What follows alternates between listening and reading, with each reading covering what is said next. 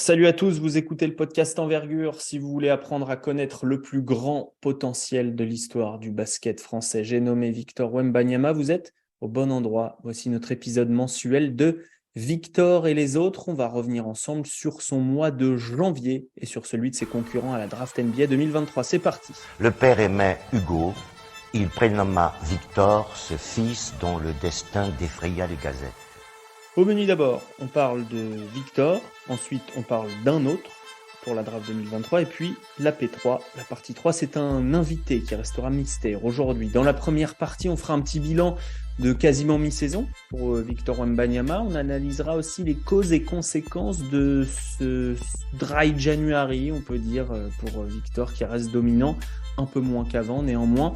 Coup de loupe technique, on va s'intéresser à sa papate gauche, à sa main gauche, sa main faible donc, Victor Wembanyama. Que sait-il, que ne sait-il pas faire avec cette main gauche? Qu'est-ce que ça change pour son avenir? On essaiera de répondre à ces questions. Deuxième partie, les autres. Et là, on évoquera le cas de Cam. Cam Whitmore, ailier de Villanova, super athlétique, super scoreur potentiel, top 5 de la draft NBA 2023.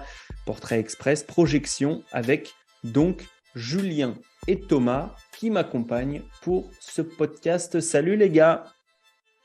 Salut. Et la troisième partie, ce sera un invité mystère, je l'ai dit. Comment vous allez, messieurs? Vous êtes prêts à parler de Victor, là? Vous êtes fait du film? Comme d'habitude, très content d'être là, perso. Ça va être un plaisir. On a regardé pas mal de matchs comme depuis le début de l'année. Donc, très content d'être là pour parler de notre représentant, l'un de nos représentants cette draft. C'est ça. J'ai vu que vous aviez pas mal échangé, pas mal préparé tout ça en vous échangeant des petites vidéos dans notre conversation. Ça s'annonce très très bien.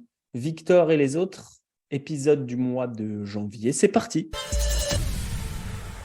On y va, messieurs. On commence par l'actu, qui va faire office de bilan de mi-saison, mais n'empêche que l'actualité de Victor Wembanyama, c'est un mois de janvier. Alors, il est toujours le joueur le plus important de son équipe, des Metropolitans 92, Victor Wembanyama, il n'y a pas de problème. Mais seulement 50% à 2 points, à peine 30% à 3 points, 3 matchs de suite à moins de 20 points.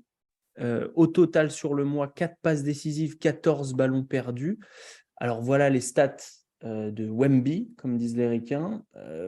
Qu'est-ce que vous avez remarqué sur ces derniers matchs? Est-ce qu'il y a des phases en particulier sur lesquelles il a été en difficulté ou bien c'est juste une histoire de réussite? Je commence par toi, Jus. Alors moi, je pense que il y a pas mal de trucs qui se passent, quoi. Déjà, il a été impacté physiquement par les défenses, je pense. Les défenses se sont adaptées et ont décidé de lui rentrer dedans. Il y avait une interview d'un joueur de la SIG et il expliquait que voilà, le but, c'était de l'impacter physiquement pour le fatiguer, quoi, pour jouer sur sa faiblesse. Donc je pense que ça a joué. Et effectivement, sur le shoot rentrait plus, il y a eu un problème de maladresse, 27%. Moi, j'ai 27% à 3 points depuis Rouen, en fait, tu vois, sur la Ouais, si période tu où comptes il a Rohan, ouais, galéré. d'accord. Voilà. Et puis, je les sens. Alors, sur certains matchs, je ne sais pas ce que vous en pensez, moi, je l'ai senti moins actif, quoi. Les premiers matchs, les matchs d'avant, il y a toujours un truc à voir, il est tout le temps en action. Et sur certains matchs, là, notamment contre Cholet, il a l'air un peu émoussé, il est moins actif sur toutes les phases de jeu. Le fameux rookie wall, peut-être. C'est possible, ouais. Bah ouais, en même temps, il a 18 ans, il a un rôle primaire dans une équipe primaire d'un championnat quand même qui gagne en niveau chaque année et qui est un championnat de haut niveau. Donc, c'est pas donné à tout le monde à son âge. Thomas, est-ce que tu as remarqué des difficultés récemment sur certains points précis pour Victor Wembanyama? Non, comme a dit Julien, je le rejoins plutôt bien sur tout ce qu'il a dit. On a eu un joueur qui a été vraiment plus discret sur ce mois de janvier. Et j'ai fait les petits calculs de mon côté. Sur les 4 matchs du mois de janvier, il prend 10,3 tirs par match, les 3 matchs les plus difficiles, à savoir Lasvel, Dijon et Fos, avant de reclaquer 31 points contre Rouen il y a maintenant 3 ou 4 jours. Et donc, il est sur 10 tirs par match sur ces 3 rencontres où il met les 3 moins de 16 points, alors Ouais. qu'il a 16 tirs de moyenne sur la saison. Il prend également moins de lancers francs. Donc, on a eu un joueur qui a été vraiment impacté physiquement par les défenses, qui a du mal à prendre position au poste. On sait que c'est un joueur qui joue énormément au poste cette année. C'est sûrement par là d'où vient la grande majorité de ses attaques.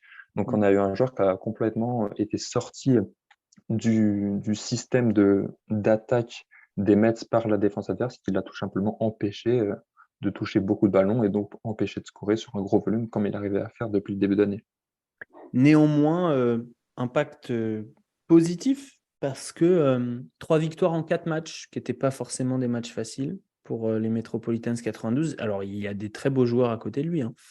Mais la recette, peut-être le plan anti-Wembanyama n'a pas si bien fonctionné que ça, puisque l'équipe qu'il a le plus laissé jouer, donc Rohan, au mois de janvier, et l'équipe qui a clairement dominé ces Metropolitans. Donc, c'était aussi intéressant à observer. Alors, il n'y avait pas Tremont Waters, qui change pas mal de choses quand même dans le système de Vincent Collet. Mais c'était assez intéressant. Ma question, elle est assez simple et sans doute simpliste, mais c'est pour vous faire réagir. Est-ce que vous êtes inquiet pour Wembanyama, pour sa draft, pour son futur, avec ces derniers matchs? Moi, je suis pas inquiet. Moi, je suis pas inquiet. Même les matchs les plus durs contre Lasvel et Dijon, où il y a toujours un moment où il se réveille et il montre l'étendue de son potentiel, quoi. Il y a des phases de jeu où pendant, je sais pas, 2-3 minutes, il va distribuer les contres, il va mettre des points décisifs. Et en fait, moi, c'est ça que j'ai trouvé vraiment bien, même dans les matchs où c'était difficile, c'est qu'à partir du moment où il arrive à scorer, ça aide son équipe, quoi. Il a un vrai impact sur le jeu. Et il arrive enfin, quand lui il score, l'équipe va bien, quoi. Ouais. Et ce qui n'est pas le cas de tout le monde dans son équipe. Après, vous en avez parlé un petit peu dans l'autre épisode, mais c'est vrai que beaucoup de blessés, il y a un nouveau joueur, il y a pas beaucoup de création Ouais. non plus pour lui. Donc, ça veut dire qu'il faut qu'il se trouve ses shoots tout seul. Et c'est pas forcément facile, puisque quand il est impacté aussi durement par les par les babards qu'on trouve dans la ligue, parce qu'il y a quand même des sacrés athlètes aussi en face, voilà, c'est plus dur. Et, comment Thomas, comment tu as trouvé qu'il avait réagi dans cette adversité, plutôt d'une manière, que ce soit dans le jeu ou dans le comportement sur le terrain? Julien disait à des moments, il avait moins d'activité. Toi-même, tu as noté qu'il avait pris moins de tirs. Alors, ça peut aussi vouloir dire que voilà, il sent qu'il est moins bien, il ne force pas. Comment tu as trouvé sa réaction quand il avait des matchs plus difficiles qu'avant? Déjà, faut noter que son action et son activité sur le terrain restent complètement présentes malgré un moins bien offensif. Sur ce span de 4 matchs au mois de janvier, c'est le span de 4 matchs dans l'année où on compte le plus de ballons. Il en compte 17 sur 4 matchs, donc plus de 4 de moyenne. Donc il garde une activité, il garde un impact sur les matchs prépondérants. Et c'est ce qui fait qu'il est toujours, pour moi, on en reparlera plus tard, vraiment, vraiment solidement attaché au spot numéro 1 de cette draft. C'est que même s'il a des coups de moins bien offensifs, notamment sur son jumper, ça lui permet quand même d'impacter les matchs. Et non, j'ai trouvé c'est pas parce qu'il était en difficulté sur son jumper qu'il allait forcer n'importe comment. On le voit, bah, du coup, il a pris moins de tirs, il a continué à être impactant, il a continué à faire gagner son équipe, tout simplement. Tu l'as dit, 3 victoires de suite entre Lyon, Villeurbanne, Dijon et Fos. Donc, il a continué de faire gagner son équipe. Il a mis un shoot au buzzer, une claquette, toujours présent, même à la 40e minute pour faire gagner son équipe. Donc, j'ai vraiment bien aimé ce côté-là de son jeu. On le sait, c'est un joueur qui reste impacté vraiment, vraiment tout le match. Et même s'il avait des petits coups de moins bien offensivement, il était peut-être un peu moins présent. Voilà, il a encore que 19 ans. Il les a eu dans le mois, il me semble. Donc, Oui, moi, c'est vrai, franchement, j'ai 18 ans, mais 19 ans, tu as raison. et j'ai pas du tout été inquiété par un quelconque comportement ou trait de caractère dans ces moments un peu plus compliqués pour lui. Donc, toi, tu disais, y a pas ça n'a pas fait baisser sa cote chez toi, c'est top 1, c'est vendu, c'est signé pour Exactement, top 1 la dans draft. son propre tiers. Il est pour moi tout seul en haut de cette très belle draft. Julien, pareil, alors tu n'as peut-être pas vu tous les candidats du haut de tableau, puisque tu es notre spécialiste West Coast et tout le monde ne joue pas dans la West Coast, mais par rapport à Scoot Anderson, c'est clairement son concurrent le plus sérieux. Pour moi, il est au-dessus. Ouais, On en parlait tout à l'heure, la palette est trop grande, quoi. ouais, ok. Il reste au-dessus, il est installé. Ce qui explique aussi peut-être que j'avais noté ça, moi, tu vois, mais c'est vraiment c'est un jugement de très très loin, quoi. Peut-être qu'il il s'est reposé un peu sur ce qu'il avait fait en début d'année. Après, c'est pas trop son état d'esprit, j'ai l'impression. Ça a Ouais, l'air j'ai pas d'être l'impression, un mais winner qui veut aller jusqu'au bout. ouais, ouais.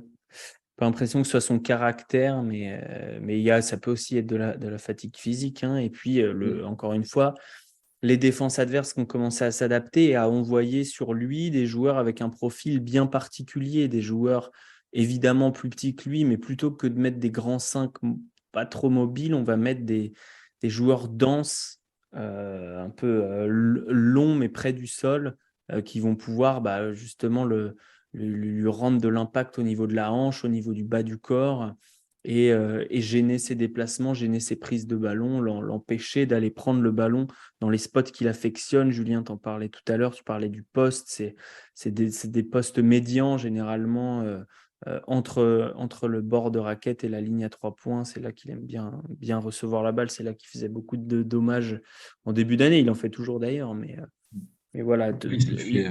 l'éloigner un peu de ses spots, quoi.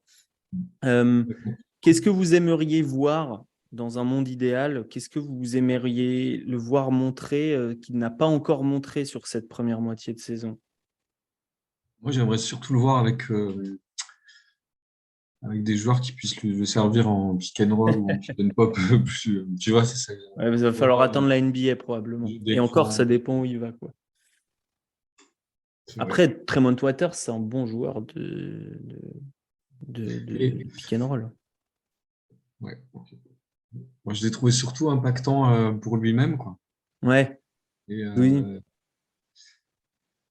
Après, il est un peu seul dans la création, surtout si Besson s'en va.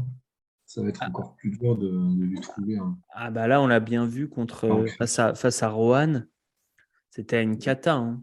Le nombre de ballons perdus par cette équipe de Levallois, parce qu'il n'y avait pas son mec qui mettait le tempo, quoi. Il n'y avait pas Waters, et du coup, c'était très, très, très compliqué, hein. Ils se sont fait agresser. Il y avait des grands step-out, des grandes prises à deux, même sur les pick and roll. C'était assez fou, ce qui a donné plus d'espace à Wembanyama, peut-être, mais du coup, ça a aussi engendré pas mal de jeux rapides. Thomas, hein, sur la deuxième partie de saison, un truc que tu aimerais bien voir chez Wemby? Non, vraiment d'accord avec ce qu'a dit Julien. En fait, actuellement, son jeu repose trop sur du tough shot depuis le poste. Quand il est au poste sur son joueur face à des joueurs, comme tu l'as dit, qui sont plus petits que lui, vraiment denses, qui lui proposent une vraie adversité physique, il va pas vraiment réussir à drive au panier. Donc, il va vraiment forcer des tirs compliqués. Donc, moi, vraiment, j'aimerais, comme l'a dit Julien, le voir beaucoup plus utilisé sur pick and roll, vu qu'on voit que finalement, franchement, cette saison, je me faisais la remarque en regardant les matchs, il dunk pas tant que ça, Victor Non. Wembanyama. Alors qu'on l'a vu, par exemple, même au FIBA contre Chet, etc., il dunkait vraiment énormément. Donc, j'ai vraiment hâte. Je faisais le parallèle aussi, pareil, en regardant les matchs, au stretch à l'énorme stretch qu'Anthony Davis au mois de décembre. Ouais. Anthony Davis score 35 points par match, mais il n'y a quasiment pas de pull-up, il n'y a quasiment pas de 3 points. C'est juste, il démolit la raquette adverse soir après soir, que du dunk, que du dunk, que du dunk tout le temps, avec sa relation avec Westbrook et LeBron James. Et on sait que Victor, il est instoppable sur dunk et même en finition. On va en reparler plus tard. Moi, je trouve qu'il finit vraiment bien proche du panier. Et donc, j'aimerais vraiment le voir en agresseur de raquette. Et par moment, c'est aussi un peu de sa faute, je trouve, qu'il y a des espaces qu'il pourrait utiliser, dans lesquels il pourrait s'engonfler, mais qui refuse un peu pour aller pop à 3 points. Mais j'aimerais vraiment le voir dans un mood beaucoup plus agressif et constamment agresser la peinture pour aller dunker, aller chercher encore plus de fautes. Il provoque déjà plus de 6 lancers par match. Et je pense qu'avec les bras qu'il a, on est quasiment obligé de le fauter à chaque fois. Donc je pense qu'il peut encore augmenter ce chiffre et tout simplement finir beaucoup plus dans la peinture. Comme je l'ai dit, dunker assez peu. Et je pense et c'est ça qui rend son profil vraiment hallucinant. Et pour moi, il est vraiment un, car je pense même si il se développe pas, voilà, on voit des fois des comparaisons à la KD, moi je pense pas que ça va devenir Kevin Durant et je pense pas qu'il en ait besoin pour être le Victor Wembanyama prime le plus efficace possible. Moi je préférerais que par moment on se dise, il se concentre un peu plus sur le point de jeu où il est le plus dominant par sa taille, par son côté athlétique, par sa longueur, juste aller dunker tout ce qui bouge en fait. Et il peut mettre 28, 20, 30 points par match en NBA juste en dunkant quasiment ou juste en finissant dans la peinture. Donc pour moi, il n'a pas une nécessité de forcer les tough shots comme il est obligé de le faire un peu cette année. Donc j'espère que son évolution passera aussi par là. Donc jouer peut-être plus face au cercle aussi, avec C'est ça. Bah ouais, il joue beaucoup de haut parfois de la jeu. vitesse. On l'a vu sur C'est transition, ça. parfois arriver avec de la vitesse et c'est intéressant parce qu'il a un très bon handle. On passe au focus technique de ce podcast, de cet épisode. Je vous ai demandé de vous concentrer sur la main gauche. Bah ouais. Ça sert à quoi la main gauche quand on est droitier et qu'on est déjà très très bon? Eh bien, je vous ai demandé de vous intéresser à sa main gauche à lui, à Victor Wembanyama, et essayer de la comparer avec les autres intérieurs dominants. Alors évidemment, des détracteurs me répondront que Wembanyama n'a le profil de personne, donc les comparaisons sont un peu inutiles. On fait avec ce qu'on a, hein. Donc, sa main gauche, Julien, qu'est-ce qu'il sait faire avec? Tu peux me faire un état des lieux général déjà sur, on peut dire, dribble, passe et tir, quoi. Alors moi, déjà, j'étais impressionné, quoi.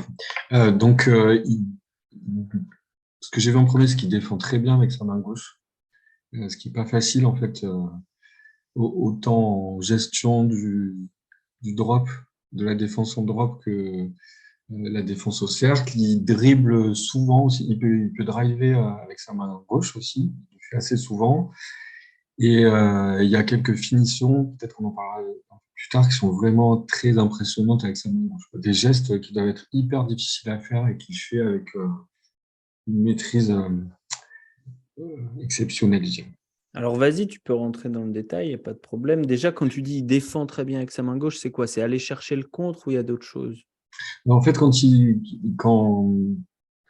en position de drop, il utilise beaucoup sa main gauche pour gêner le porteur de balle ou pour essayer de lui enlever le ballon.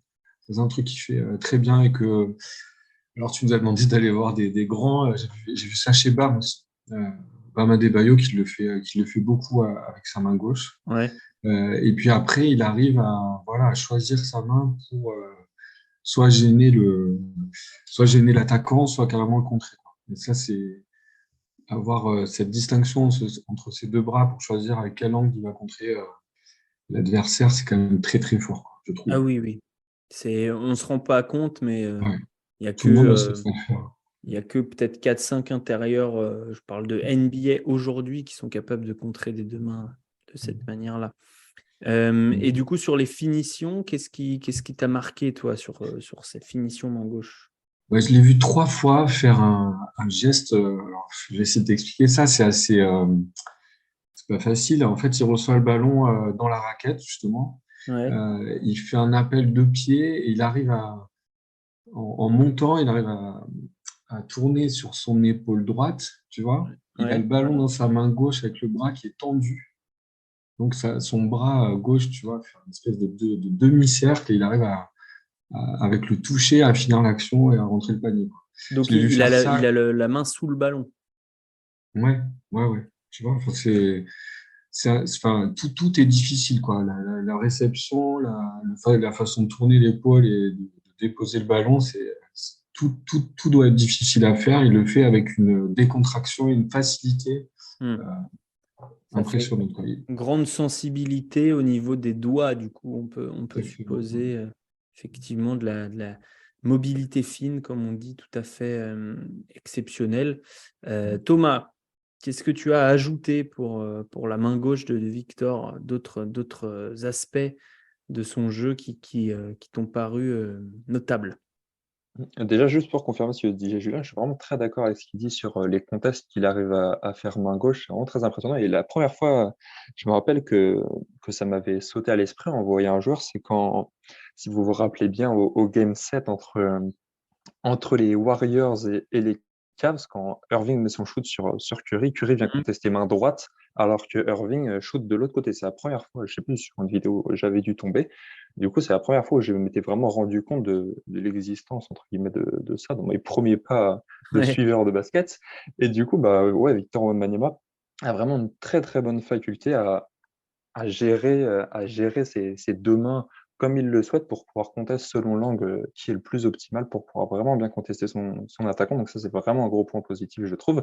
Sinon, je suis également vraiment d'accord sur ce qu'a dit Julien au niveau définition.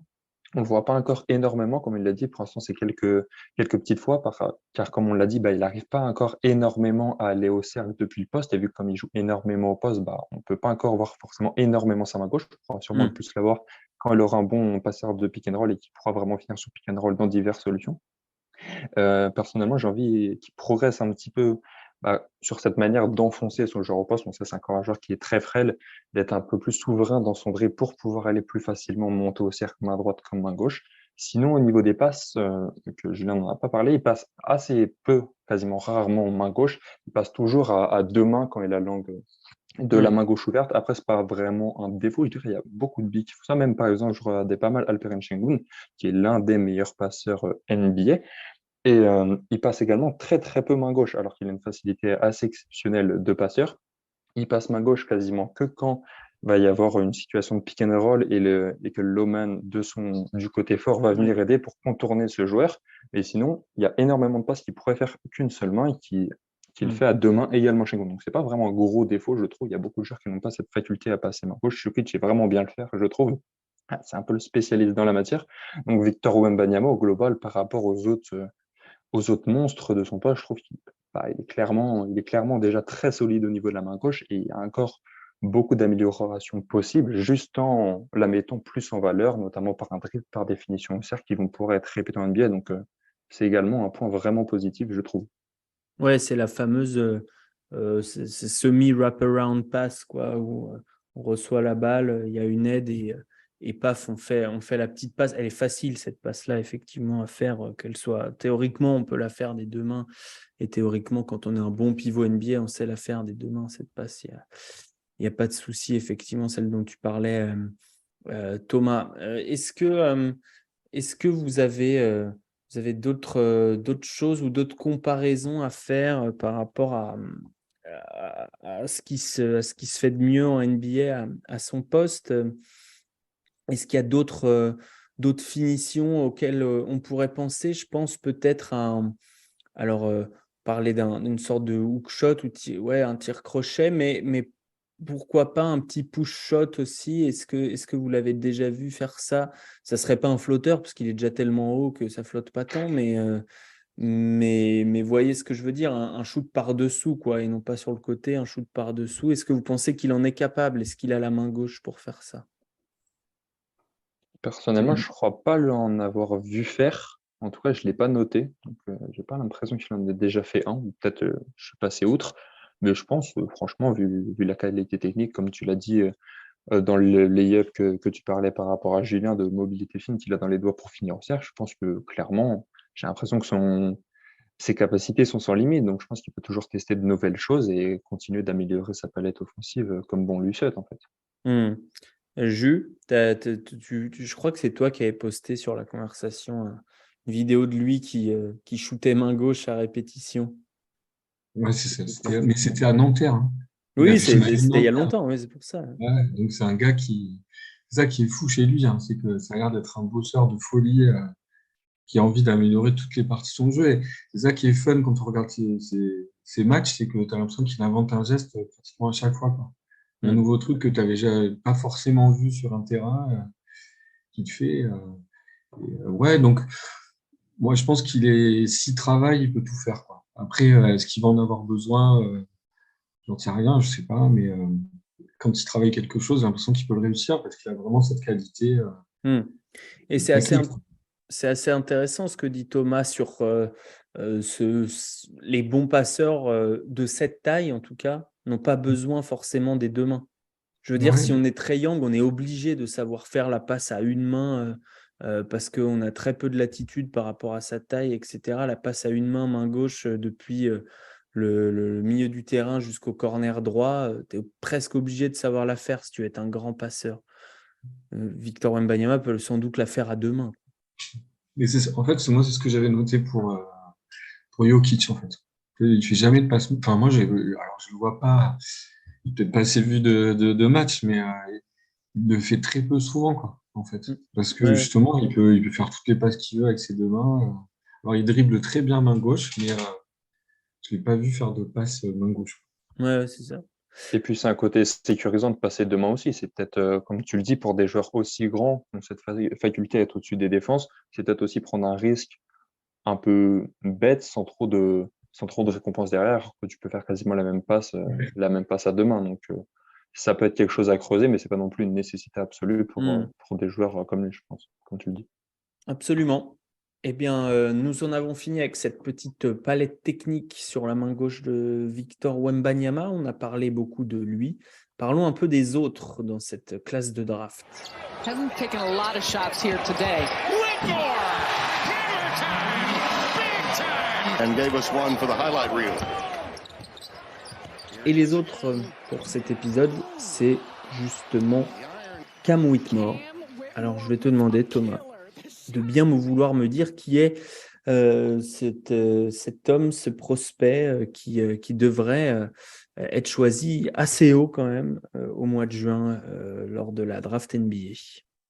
Alors, Cam Whitmore, pour revenir un peu dans le passé, il est né le 8 juillet 2004, donc c'est un des joueurs très très jeunes de cette draft, avec du Gigi Jackson, du Derek Whitehead, etc. Des joueurs qui sont nés après l'été 2004, donc ils n'auront pas encore 19 ans au moment de la draft, donc un joueur vraiment très très jeune. Il vient du Maryland et il a fait son high school du côté d'Archbishop Spalding. Il a fait que 3 ans, vu qu'il a loupé son année freshman à cause d'une blessure. Donc on est sur un programme régional, pas forcément les plus grosses adversités. Je sais qu'il joue contre Saint-Paul assez régulièrement, qui est un vrai gros problème, qui est une très très bonne année cette année d'ailleurs. Mais ça a toujours été un joueur high school vraiment performant, que ce soit en high school, à l'EYBL avec la team Melo, il a toujours été vraiment très solide. Ça a été du coup un prospect vraiment bien classé en sortie d'high school. Il est rank 7e chez Entry, 10e chez Rivals, 11e chez 24/7 et 22e chez ESPN, qui était un peu late. Donc, on a un joueur qui a toujours performé en high school. Comme je l'ai dit, il a été Gatorade Player of the Year de son état. Il est McDonald's American, Jordan Brand Classic et toutes ces petites choses qui font bien. Cet été, avant la saison avec Villanova, vu qu'il a connu Villanova avec le nouveau coach, il avait fait la petite balade des Américains au U18, c'était au Mexique. Il a été élu MVP de la compétition dans une équipe où il y avait Gigi Jackson, où il y avait Anthony Black, Seth Trimble, pas mal de joueurs intéressants. Donc, il est élu MVP de la compétition. Il met 30 points en finale. J'ai oublié l'adversaire, mais il met 30 points en finale. Il fait vraiment une très, très grosse compétition. Et donc, cette année, du côté de Villanova, malheureusement, il loupe le début de saison. Il se blesse le 13 octobre précisément au doigt à l'entraînement, donc un peu con. Et ça le fera louper quasiment un mois de compétition, vu qu'il reviendra le 3 décembre. Et depuis, ça se passe plutôt pas mal. Il y a des hauts, il y a des moins bons. On est, je crois, sur du 11-12 points de moyenne. Mais on est, voilà, pour faire un petit peu le profil, on est sur un ailier de 2,01 m qui fait 107, 108 kg, très athlétique, très explosif et qui a pas mal de skills à continuer de développer. Mais c'est un joueur vraiment très intéressant. Une sorte de freak. Julien, quelle est sa porte d'entrée en NBA? C'est quoi son skill NBA? Pourquoi on va aller le choisir lui? Et on verra ensuite à quel niveau il pourrait être choisi. Mais déjà, pourquoi? C'est quoi son argumentaire quand il fait son CV pour postuler à la NBA? Alors, juste avant, le coach à Villanova, il s'appelle Vénus.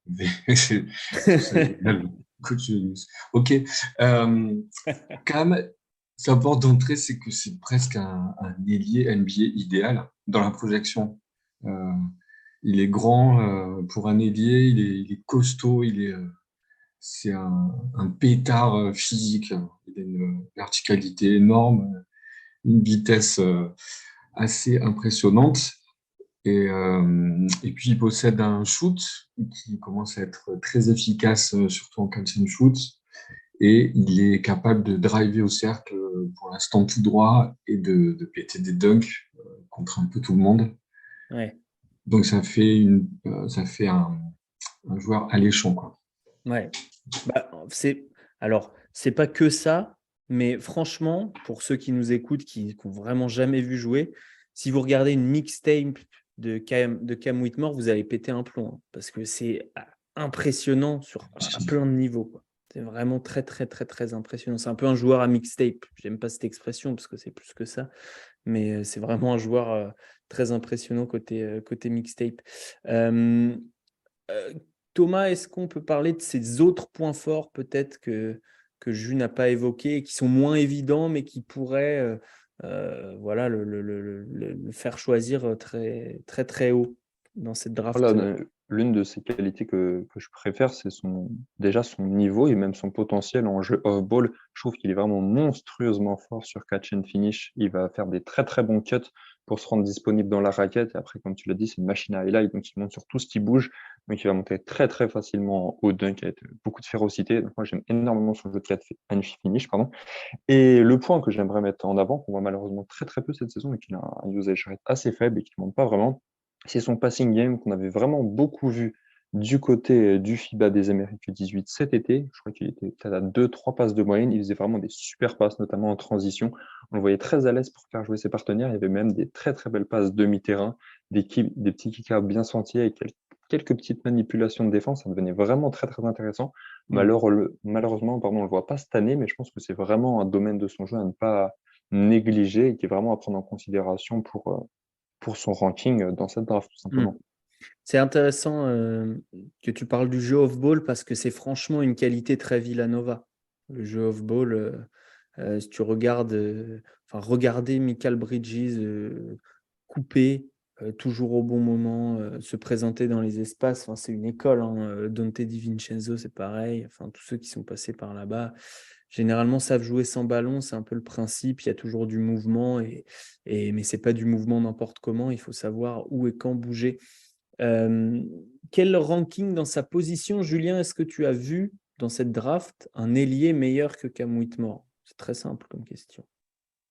Alors moi, j'ai pas tout vu, je pense, mais moi, je le mets numéro 1.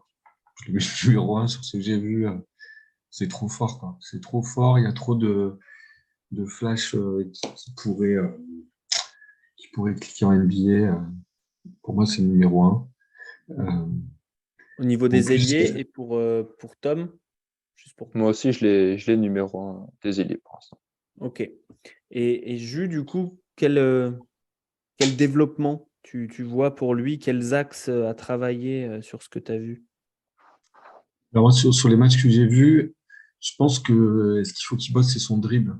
J'ai l'impression que c'est ça qui va lui permettre de passer un cap. Notamment, tu vois, Thomas, sur le jeu de création pour les autres, il est souvent gêné, je trouve, par son dribble. Il essaie plein de crosses qui sont pas très abouties. Moi, j'ai l'impression que il y a là-dessus et son pull-up aussi. Le pull-up à 2 points que j'ai pas trouvé très efficace pour l'instant. Mais il y a des flashs. Intéressant. Et Tom, les axes de Non, développement? je pense que c'est un joueur quand même encore très brut, qu'on a énormément sous le capot, mais qui a encore beaucoup de choses à développer dans son jeu, que ce soit, comme tu le dis, le handle. C'est pour ça également qu'on voyait beaucoup de ses passes au FIBA des Amériques 18 en transition, car il avait l'espace pour s'exprimer.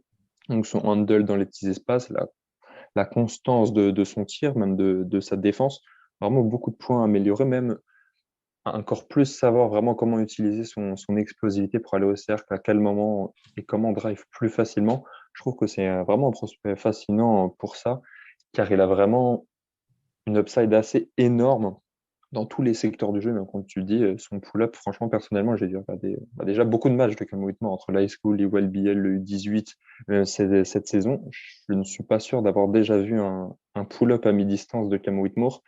Donc voilà, c'est pas un joueur qui va créer beaucoup de séparation Il sur a son encore mi-distance. Soit il va soit il va au cercle, soit il step back 3 souvent. Donc il a encore un jeu assez stéréotypé. Donc pour moi, il y a beaucoup de potentiel, mais il y a encore un travail très important pour aller sur sa forme finale qui pourrait être vraiment très très effrayante. Donc Il y a toi, Thomas, un commentateur télé qui a dit à quoi il va ressembler quand il saura ce qu'il fait, quoi. Ouais. C'est ça, quoi. Quand il contrôlera tout son corps. En tout cas, ça bouillonne. Il y a de la puissance, il y a pas mal de choses. Thomas, toi qui est en train de bosser sur ton board, ça devrait sortir bientôt sur envergure.co. Je ne sais pas si c'est déjà sorti ou pas, mais que tu l'as combien? Personnellement, actuellement, c'est mon number 3. Donc c'est mon joueur après Victor et après Scoot. Ouais, c'est pas mal ça. Ça veut dire ce que ça veut dire dans une classe où il y a quand même pas mal de candidats au spot entre 3 et 8, on va dire. Il y a quand même des des Ouais, candidats c'est très une sérieux. course vraiment dense, ouais, dans le top 10. Il y a vraiment beaucoup de monde qui postule pour toutes les places. Ouais, c'est clair. Jules, un truc à ajouter sur Whitmore avant qu'on ferme la boutique? C'est bon. C'est bon, Thomas? Ouais. Non, pareil, regardez ces compilations, regardez ces matchs entiers, car ça en vaut la peine. Les dunks envoyés sont vraiment très, très, très dangereux et peuvent faire sauter du canapé et toucher le plafond, j'ai envie de dire. Ouais, c'est clair. Merci, messieurs. À très bientôt. C'était vraiment un plaisir d'entendre vos douces voix. De même, comme, Merci, Alex. comme toujours. Et puis nous, on va passer à la partie 3 avec notre invité pour finir ce Victor et les autres. Victor Wembanyama. His arms are so long.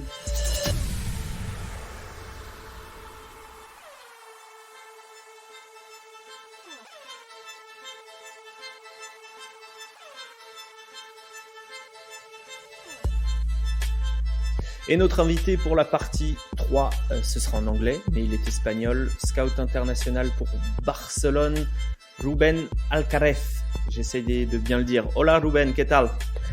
¿Qué tal? Bonjour, Alexander. Muy bien. Gracias. I'm going to speak English. My Spanish is very rusty, so thank you for agreeing to speak English, for being here in our podcast about Victor Wembanyama. And first question I have for you. Not everybody know the story, but Victor Wembanyama, he has an history with the Barcelona team, the Barcelona club. Can you tell us about the story which go back in the past a little bit?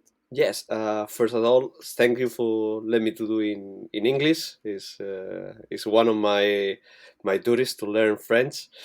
So, but I will do, I hope, one day. Well, about the story of Victor Wembanyama to play with us, he played the Spanish Mini Copa.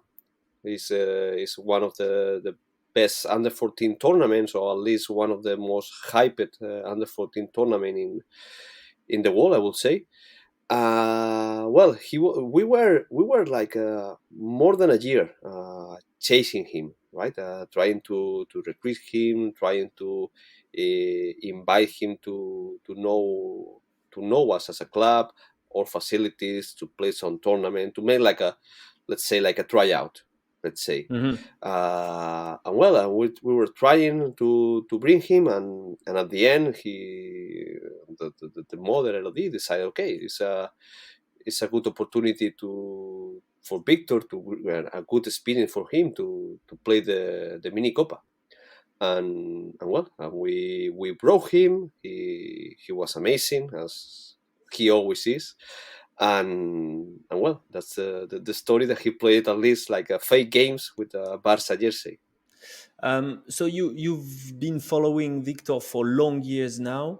What do you think has been the main key in his progression during all these years? Because we often see prospects that are really promising at 14 years old, 15 years old, and then they fade, they bust. And what is different with Victor? Well, Victor was always like a great basketball player with a unbelievable body. So he was always playing with 1 year older or 2 years older, and he was always effective. So every time he's in the court, something happens, and something positive for his team. So I think that the big difference is this year. Everybody, even me, was surprised at the beginning when he decided to leave as well and stay in come back to Paris and go to Metropolitans. But once I saw the first game with Metropolitans, I clearly understand. So it's the first season, this one, that he has clearly is the first offensive option, and he has all the freedom to leave his body, his game appears. So it's the first season that he can do whatever to reach his highest potential. So when last year he was playing in Asbel, even I think that Asbel did a great job, and they give him a lot of room to play to show his skill, to gain experience. He never. And I understand that is with a 17 years old, you cannot give him like all the options in offense. So I think that is the first year that he's really the main option in offense, and that's the big difference in all the path of his career. What is the feeling about Victor in Spain? We know the US is starting to be really high on Wembanyama. What about Spain, which is more a basketball country than France? I think it's the same. It's the people talking about Victor is worldwide. For everybody, is something that we never saw that. We never saw a player like Victor Wembanyama. I remember, and it's quite funny when I saw him first time. He was like 12 years old. I put like a comparison like Jonathan Jean. Okay, Jonathan Jean. Yeah, Jonathan Jean. And first time I saw him live when he came to Barcelona, I thought more on Ralph Sampson. Yeah, but he's more like I don't know, like there's no comparison. Yeah, it's like a Avatar, no, like a long body with the long arms, like a KD playing in with a better body than KD, longer body. I don't know. He has no comparison. So, but as a scout, your job is trying to envision what players will be. What did you think was the last evolution, the best version of Victor? What did you think it was 2-3 years ago, and what do you think it is now? What do you think? What position will he play? Will he invent some style of playing basketball? Will it change the way team plays, and how do you envision that? Scouts will always try to envision what's the future of basketball. What's the next player? So to try to be before of the other teams or the other scouts to read the future. I think that the real Victor we won't see until he will be 21, 22 years. And maybe there will be like I don't know, the last evolution. But I think at the end, if he has no like a big injuries, he can evolve in 25 and be a different player. He can adjust in 27 when he will become 27, 28 years old. He can adjust to the basketball that will play in that time. In the 2030, he will adjust to the basketball because he's not just a basketball player. He's so smart. His basketball IQ, he's like a great basketball player with amazing body. So at the end, it's like he becomes he stays healthy. He can become whatever he wants. So in the future, I don't know where he will play. Maybe if the talent of another bigs rise again, we can have like more bigs in the future in the NBA. So nobody expects like no, we will play with a guy like Jokic. If he's Jokic has not that talent, nobody will play like that Jokic. The same with Victor. So I think that the talent of the player will mark how the basketball will play, and Victor will be smart enough to adjust. Yeah. Do you think he will have to have the ball in his hands very soon, very early in the possession, to really have a role? Because that's the thing with the NBA. You need to get the ball very early in the possession, and some teams are succeeding doing this with bigs like Embiid or Jokic. Will he be this kind of player, or will he play more face to the basket? No, definitely he has to have the ball in the hands. You want always like the best player to have the ball in the hands, and this is like we talked about before. He didn't have until this year in Metropolitans. He finally showed that he needed the ball to create, to to make something happen on the court. And he was a finisher before only, and even like a finisher, he was like an amazing prospect. But now he showed the full potential, that he has the basketball in his head and in his hands. So I will always give him the ball if I was a coach, to give him the ball to everything in offense is around him. And you would give him the ball outside of the 3-point line, or try to give him the ball like in short rolls or in back to the basket, as the Mets are doing this a lot, giving him the ball between the paint and the 3-point line. In wherever he can create, from the low post, in the high post, even in the pick and roll, he can act also as a finisher. With point guards, that if he had like a good point guard, also he can do everything on the court. So I will not limit him to just you create from the perimeter, or he can play also like a spot shooter. So I won't limit him. That's the most important thing. Okay. Last word, Ruben, about your. In Spain, you have also one young talent playing the center position. It's Adeymara. He had a little bit of a buzz this summer because he was very good with the Spanish youth teams. How is he going for him? His development, is it good? Is he going to? Is he following the path to go to the NBA, which is very hard when you're a big man? Yeah, he's playing also in the pro level. He's like let's say in a competitive level, he's like a one. Also, he's 1 year younger. He was maybe like a one step behind Victor, because Victor was also in the highest level a little bit before. But Adeymara, every time he's in the court, he produces. Yeah, he produces. Okay. You can give him the ball that or he's more like a finisher right now. I don't think that he will have the abilities of Victor to give him the ball, play the pick and roll, but because he's a little bit a different player, but he will also have like a lot of basketball talent. Yeah, for sure. Adeymara, for those who don't know the name, you need to check it out because he's also a talent. Obviously not the level of Wembanyama, but very great potential for you in Spain. Thank you, Ruben. Merci beaucoup to you, Alexander. A pleasure. A pleasure as well. Hasta luego. Et je repasse au revoir. Je repasse en français pour dire au revoir à tout le monde. N'oubliez pas de vous abonner à la chaîne Envergure, laissez une note, allez voir notre site aussi envergure.co, notre chaîne Twitch. On vous fait des bisous, ciao.